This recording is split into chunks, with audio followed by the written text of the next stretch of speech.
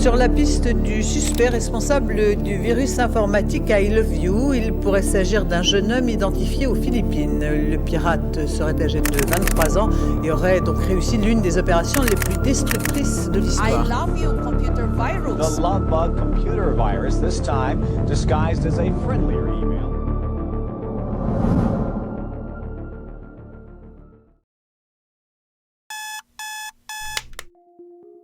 Nous sommes le 5 mai 2000. Vous vous réveillez tranquillement, apaisé par le chant des oiseaux. Vous levez et allez, comme chaque matin, faire un petit tour sur votre messagerie. Vous démarrez alors votre ordinateur, puis ouvrez Outlook. Vous consultez donc vos mails, un par un. Et là, vous tombez sur ce mail. Une déclaration d'amour de la part de l'un de vos proches. Votre ego est flatté et votre curiosité meurt d'envie d'ouvrir le texte en pièce jointe. Vous ouvrez donc le texte. Mais là, rien, absolument rien ne s'ouvre. Aucun texte, aucune fenêtre ne s'affiche. Tout ce que vous pouvez constater, c'est que cet email a été envoyé à tous vos contacts. Oui, vraiment tous. Alors vous vous dites que rien n'est grave. C'est probablement un simple bug informatique. Mais lorsque vous essayerez d'accéder à la plupart de vos fichiers, vous vous rendrez compte que la quasi-totalité de vos fichiers ont été détruits sans aucun espoir de retour. Mais comment c'est possible? Pourquoi l'un de vos proches vous a-t-il envoyé un virus? Comment un simple fichier texte peut-il faire de tels dégâts sur votre ordinateur? Eh bien, si vous êtes prêts, allons à la découverte du plus grand virus de tous les temps, I Love You.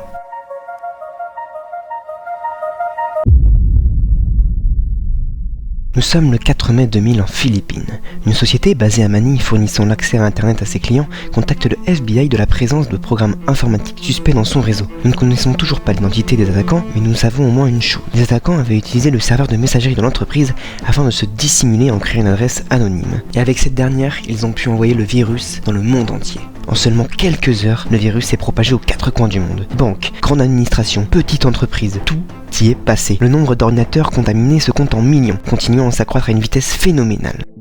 Mais alors comment ce virus se propage-t-il à une telle ampleur? De quoi est réellement constitué cet email? Eh bien c'est assez simple. Comme nous l'avons vu précédemment, le mail est constitué d'un message affectif, mais également d'une pièce jointe. Et c'est cette dernière qui va nous intéresser. Il faut savoir que son nom, loveletterforyou.txt, n'est pas son vrai nom. À l'époque, Microsoft, comme la plupart des systèmes d'exploitation, masquait par défaut les extensions des fichiers connus. Une décision visant à simplifier l'expérience utilisateur. Mais cette fonctionnalité, pensée pour être pratique, a fini par jouer un rôle clé dans la propagation du virus. En réalité, le fichier n'était pas un simple document texte. Il exploitait une technique ingénieuse et perfide, ajouter une fausse extension visible pour masquer la vraie. Le fichier semblait se terminer par .txt, donnant l'impression d'un fichier inoffensif. Mais derrière cette apparente simplicité se cachait une extension cachée bien plus dangereuse. .vbs pour Visual Basic Script. C'est un format qui permet d'exécuter du code directement sur l'ordinateur. Et vous voyez donc où je veux en venir, le fichier n'était pas en réalité un fichier texte, mais un fichier script. En résumé, le fichier, portant l'extension .vbs, arrivait jusqu'au service de messagerie de la victime. Windows cachait donc l'extension et l'utilisateur voyait donc un fichier se terminant par .txt et l'ouvrait sans craindre quoi que ce soit. Mais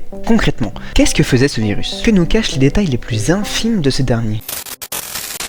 La première étape de son attaque consistait à copier le script malveillant dans plusieurs dossiers critiques du système, notamment ceux contenant des fichiers essentiels de Windows. Cela garantissait que le virus serait exécuté à chaque démarrage de l'ordinateur, rendant sa présence presque invisible pour un utilisateur lambda. En deuxième temps, le virus parcourt chaque dossier et remplace systématiquement le contenu des fichiers qu'il trouve par son propre code malveillant. Les scripts, images et fichiers audio deviennent des copies infectées. À chaque étape, le virus efface l'original et laisse derrière lui une version corrompue, transformant chaque fichier en vecteur de sa propagation. Ensuite, comme nous l'avons vu précédemment, le script récupérait le carnet d'adresse de la victime et envoyait une copie de message à tous les contacts qui s'y trouvaient. C'est ce qui a d'ailleurs permis la propagation exponentielle du virus. Et si vous essayez de redémarrer votre ordinateur, eh bien ce dernier ne fonctionnera pas. Car oui, étant donné que certains fichiers du système nécessaires au démarrage ont été corrompus, eh bien l'ordinateur ne se redémarre simplement pas. Mais la question qu'on se pose tous actuellement, c'est qui est à l'origine de ce virus? Qui est responsable de tous ces dégâts?